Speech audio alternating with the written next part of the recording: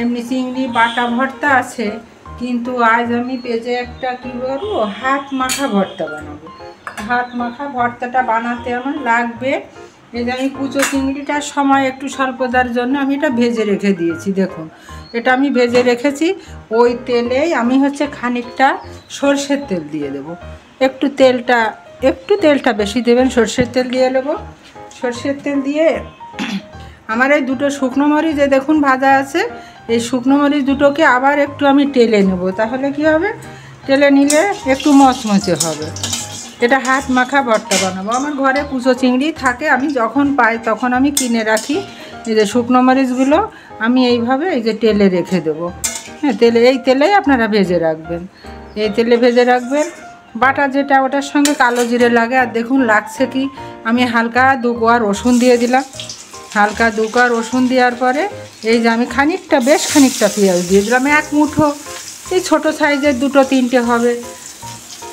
তার সঙ্গে আমি দিয়ে দেবো, এই দেখুন, তার সঙ্গে আমি এই কাঁচামরিচগুলো দিয়ে দেবো।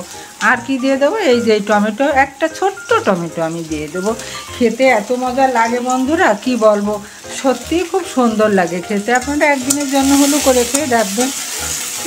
আমি তো যখন চিংড়ি মাছ আমি এনে রাখি, মুখে ভালো লাগছে না কিছু খেতে, তা আমি এই পেঁয়াজগুলো এত সময় একটু ভেজে। দেখুন, পেঁয়াজটা আমার এই অবধি ভাজা। এতে কিন্তু আমি হলুদের ব্যবহার করব না। আমি সামান্য চিংড়ি মাছে আমার সামান্য হলুদ দিয়ে আমার ভেজে রাখা আছে।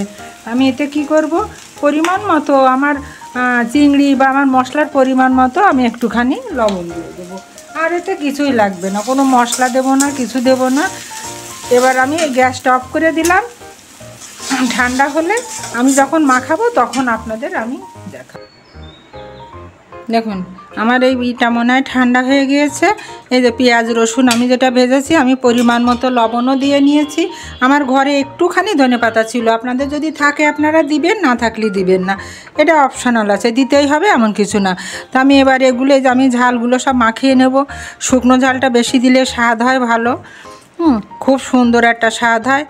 আমার পেঁজে তো এমনি কালো জিরে দিয়ে রসুন দিয়ে সব দিয়ে বাটা আছে, কিন্তু এই হাত মাখা যে ভর্তাটা, এটা নাই।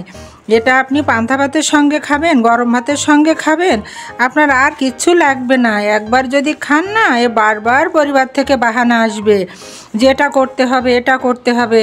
যখন এই ছোটো চিংড়ি মাছালা বা রাস্তা দিয়ে ডাকবে, তখন ঠিক ওই চিংড়ি মাছালাকে ডাকতে হবে। তা আপনারা এই ভর্তাটা, এই দেখুন এরকমভাবে এই ভর্তাটা আপনারা তৈরি করে খাবেন পরিবারের সবাইকে নিয়ে। আশা করি আপনাদের ভালো লাগবে।